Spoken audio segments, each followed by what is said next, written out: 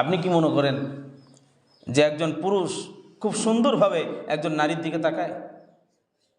আমরা পুরুষ আমরা বুঝি না? কত খারাপ দৃষ্টি হইলে যদি এই দৃষ্টিটা কোনো তীর হইতো সরাসরি, তাহলে ওই মেয়ের শরীর ক্ষতবিক্ষত হয়ে যেত। কতটা খারাপ দৃষ্টিতে তাকানো হয়। আপনি চিন্তা করেন, আমার বোনের দিকে 100 পুরুষ তাকাইছে, ওই 100 পুরুষের খারাপ দৃষ্টি যদি তাসির পড়তো, ক্ষত হইতো একটা করে কলমের ফোঁটার মতো, তাহলে সারা অঙ্গ কিচ্ছু দেখা যেত না কলমের ফোঁটার কারণে। আমার মেয়ের অবস্থা দেখেন, আমার মেয়ে যদি এখন বেপর্দা অবস্থা বের হয়, তাহলে আমার মেয়ের শরীরে একই অবস্থা। যে তাকায় সে ভালো দৃষ্টিতে তাকায় না। আমি আমার মেয়ের দিকে খারাপ দৃষ্টিতে তাকাই না, ভালো দৃষ্টিতে তাকাই, কিন্তু আমি আরেকজনের মেয়ের দিকে কিভাবে তাকাই?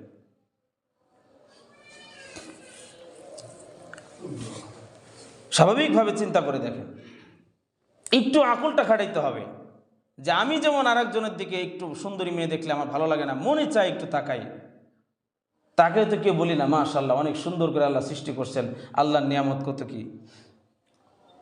তো সরাসরি বিছানায় কল্পনা করি আমরা। তো আমার ছেলেকে, আমার মেয়েকে নিয়ে আরেকজনের বিছানায় কল্পনা করবে না? আমার বোনকে নিয়ে করবে না?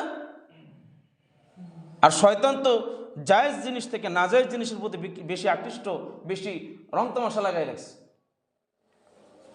এই যে দাজ্জাল যখন আসবে, তখন মানুষকে যখন বলবে এই নাও জান্নাত, তখন যে মানুষ দৌড় দিবে, এমনিতেই অনেক রং বেরঙের তামাশা ওখানে লাগাই রাখবে, যার কারণে মানুষ দৌড় দিবে।